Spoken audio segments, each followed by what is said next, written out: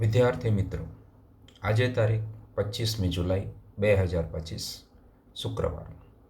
આજના દિવ્ય ભાસ્કરમાં પ્રસિદ્ધ થયેલ ડેઇલી કરંટ અફેર્સ આ મુજબ છે. નંબર 1. ભારતની દિવ્યા દેશમુખ FIDE મહિલા ચેસ વર્લ્ડ કપ ચેમ્પિયનશિપની ફાઇનલમાં પહોંચી છે. તેણે જ્યોર્જિયામાં આયોજિત સેમિફાઇનલમાં ચીનની તાન ઝોંગીને હરાવી તે ફાઇનલમાં પહોંચનારી પ્રથમ ભારતીય છે. નંબર 2. ગોવા શિપયાર્ડ લિમિટેડે સ્વદેશી પ્રદૂષણ નિયંત્રણ જહાજ સમુદ્ર પ્રચેત કોસ્ટગાર્ડને સોંપ્યું છે. તેમાં 72% સ્વદેશી સામગ્રી છે. તે તેલ ફેલાવા જેવી ઘટનાઓ પર કાર્યવાહી કરવામાં મદદ કરશે. નંબર 3. ભારત 5 વર્ષ પછી ફરીથી ચીની પ્રવાસીઓને વિઝા આપવાનું શરૂ કરશે. કોવિડને કારણે 2020માં આ સેવા બંધ કરવામાં આવી હતી. હવે ચીની નાગરિકોને પ્રવાસન વિઝા સહિત 11 અન્ય વિઝા મળશે. નંબર 4. હેનલી પાસપોર્ટ ઇન્ડેક્સ અનુસાર ભારતે વૈશ્વિક પાસપોર્ટ રેન્કિંગમાં 77મું સ્થાન મેળવ્યું છે. ગયા વર્ષે ભારત 85મું સ્થાન મેળવ્યું હતું. ભારતીય નાગરિકો હવે વિઝા વિના 59 દેશોમાં મુસાફરી કરી શકે છે. નંબર 5.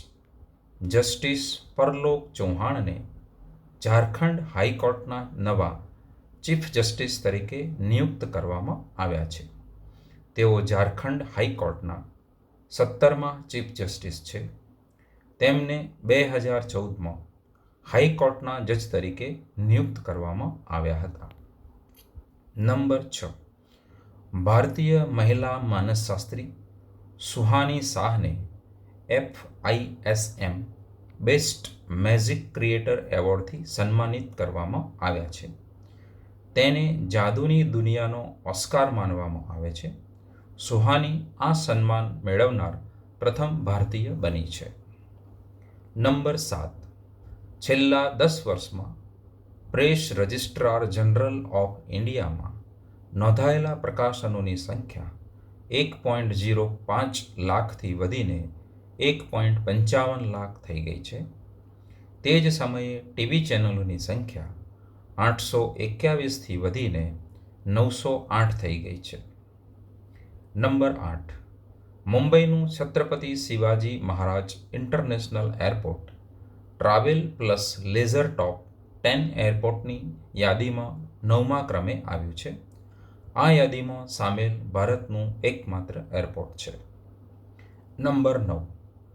પદ્મશ્રીથી સન્માનિત પ્રખ્યાત થિયેટર દિગ્દર્શક રતન થિયામનું 77 વર્ષની વયે અવસાન થયું છે.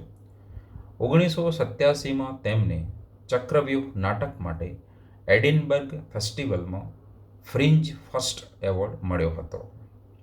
નંબર 10. ઝારખંડ ખાણકામ પર્યટન શરૂ કરનાર દેશનું પ્રથમ રાજ્ય બનશે. તેનો ઉદ્દેશ્ય પ્રવાસીઓને ખાણોની સંસ્કૃતિ અને વારસા સાથે જોડવાનો છે. દેશના લગભગ 40% ખનિજ ઝારખંડમાં છે.